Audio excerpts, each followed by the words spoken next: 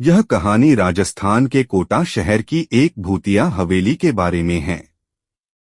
यह हवेली राजा महाराजा के समय में बनाई हुई थी, लेकिन पिछले 18 सालों से इस हवेली में आज तक कोई भी रहने के लिए नहीं आया है।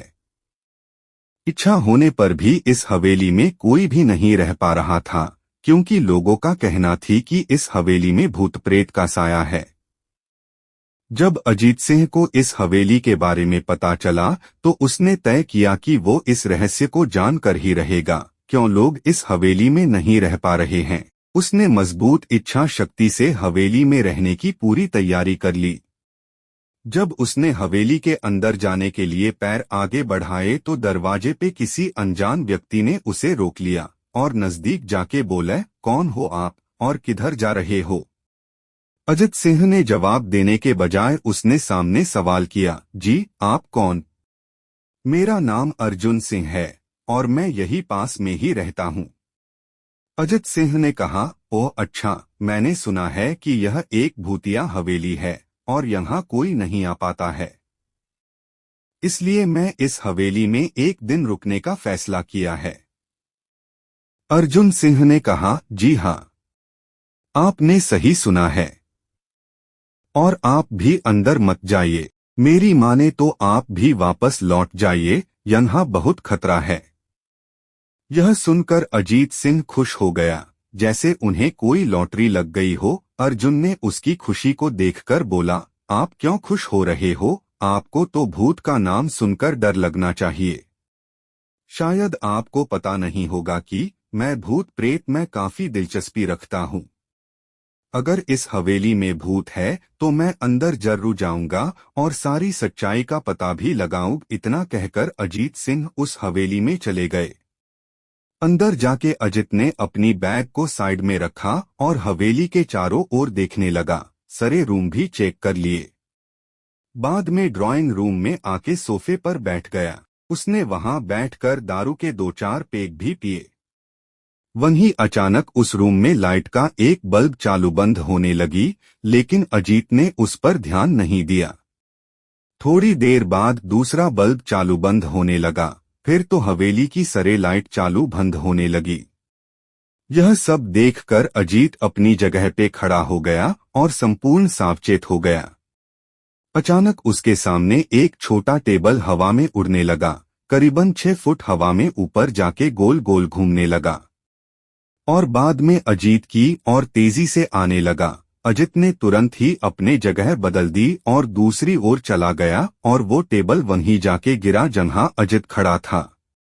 अजीत कुछ समझ पाता उतने में सोफे की शीट उसकी ओर आने लगी। वो जल्द खड़ा हो गया और छलांग लगा के दूसरी ओर कूद गया, जिसके कारण सोफा दीवार को टकराया और अजीत बच गया। अचानक सब कुछ शांत हो गया। अजित ने चारों ओर सतर्कता से देखा और बड़ी आवाज में बोला, तुम जो भी हो सामने आकर के बात करो। वहीं एक बड़ी परछाई उसके सामने आई। अजित ने उस परछाई को देखकर बोला, कौन हो तुम और क्यों मुझे मारना चाहते हो? परछाई, तुम्हारी भूल के कारण। अजित, मेरी भूल? मैंने कौन सी भूल की? परछाई, इस हवेली में आने की भूल? मैं किसी को भी इस हवेली में खुश नहीं देख सकता। अजित, लेकिन क्यों? वो परछाई ने जवाब दिया, आज से 18 साल पहले इस हवेली के मालिक ने मुझे यहीं पे ही मार डाला था। मेरी कोई गलती भी नहीं थी। इस कारण की वजह से मेरी आत्मा इस हवेली में भटकती रहती है।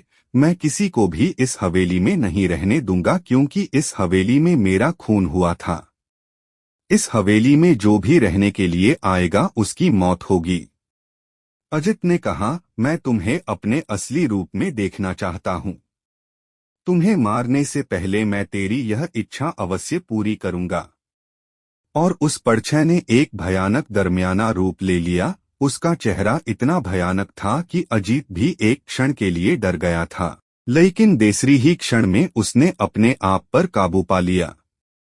बाद में इसने अपनी जेब में से सफेद पाउडर निकाला और उस भूत के पर फेंक दिया। भूत के पर पाउडर पड़ते ही वो जलने लग गया, बड़ी बड़ी ज्वाला की उठने लगी। वो बहुत जोर जोर से चिल्लाने लगा और बाद में पूरी तरह से जल गया। उसके बाद अजीत ने चैन से सांस लिया और वहीं पर सो गया। दूसरे दिन सुबह जब अजीत को सही सलामत हवेली से बाहर आते देख अर्जुन को आश्चर्य हुआ। अर्जुन ने अजित से पूछा, तुम कैसे जिंदा हो? जब अजीत ने अर्जुन को कल रात को घटी घटना को पूरी तरह से बताया और बोला, अब यह हवेली भूतिया हवेली नहीं रही। दोस्तों, आपको यह कहानी राजस्थान के कोटा की भूतिया हवेली कैसी लगी? प्लीज हमें कमेंट करके जरूर बताएं।